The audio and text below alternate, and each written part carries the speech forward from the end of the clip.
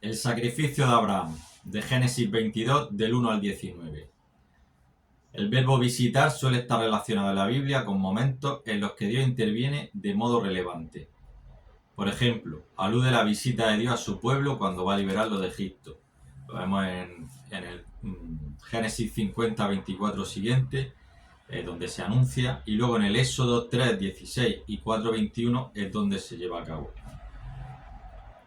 El nacimiento del heredero de la promesa hecha a Abraham es uno de esos grandes momentos en los que el Señor visita a su pueblo.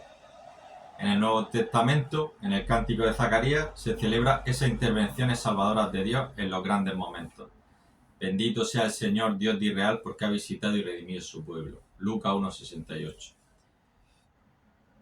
Isaac nace conforme a la predicción, como vemos en Génesis 17, 15, 21. Y se subraya con insistencia la importancia de que Sara sea su madre. Al mismo tiempo, el texto critica las dudas que Abraham y Sara habían expresado al reírse ante la promesa.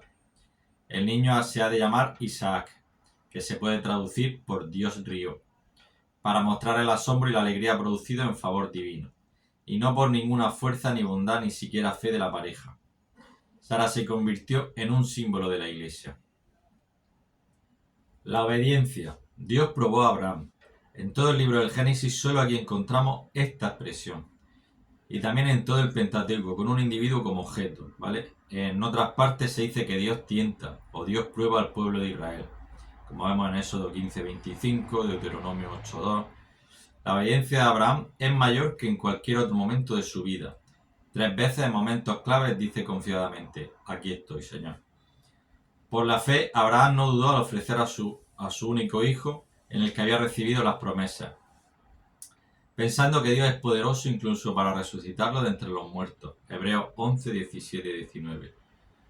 El apóstol nos ha revelado pues los pensamientos del hombre fiel, que ya entonces en Isaac tuvo sus comienzos la fe en la resurrección.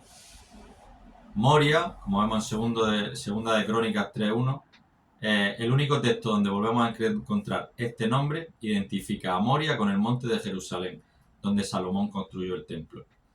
Abraham es por tanto el primero que dio culto a Dios en este lugar. Quizás se encuentre en su origen un relato de fundación del santuario israelita, en el que a diferencia de los santuarios cananeos no se ofrecían víctimas humanas.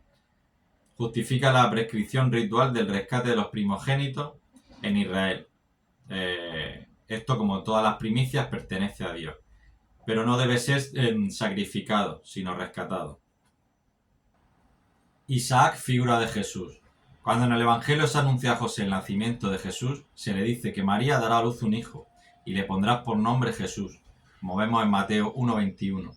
Exactamente con las mismas palabras que se le había anunciado a Abraham que Sara dará a luz un hijo y le pondrás por nombre Isaac, como vemos en Génesis 17:19. En Génesis 22:4 el tercer día ha sido siempre propicio para los misterios. También el pueblo salió de Egipto ofrece a Dios un sacrificio al tercer día, y al tercer día se purifica. La resurrección del Señor tiene lugar en el tercer día, y otros muchos misterios.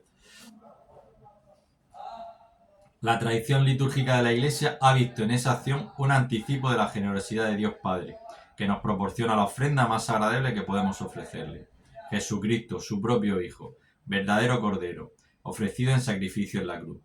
Así lo reconoce al proclamar la plegaria eucarística primera. Te ofrecemos, Dios de la gloria y majestad, de los mismos bienes que nos has dado, el sacrificio puro, inmaculado y santo.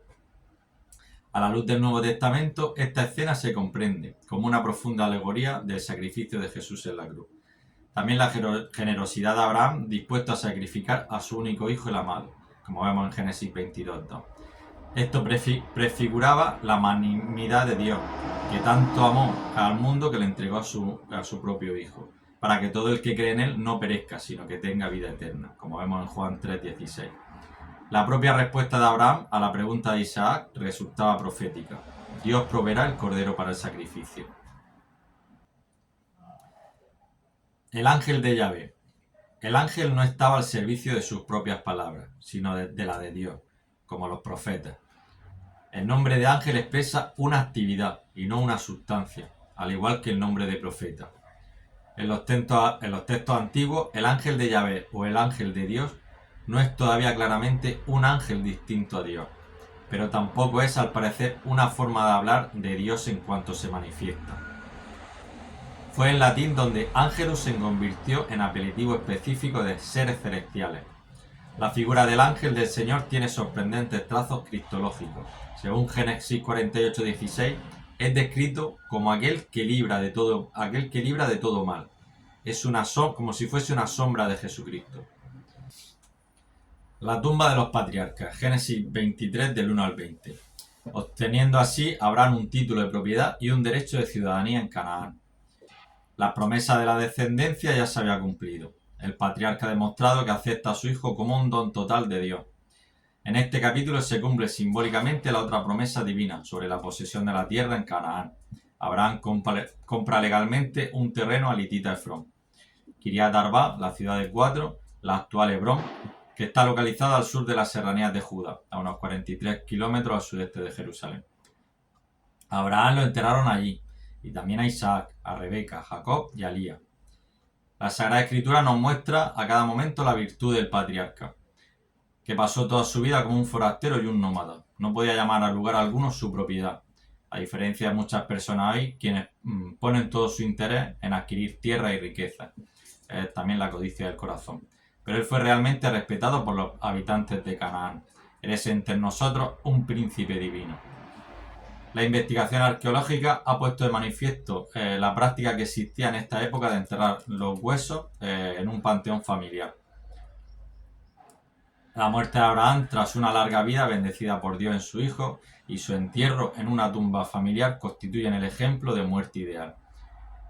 Todos cuantos son hechos hijos de Abraham por la fe, viven como peregrinos a la espera de una herencia celestial. Esa es la verdadera, nuestra verdadera tierra, la celestial.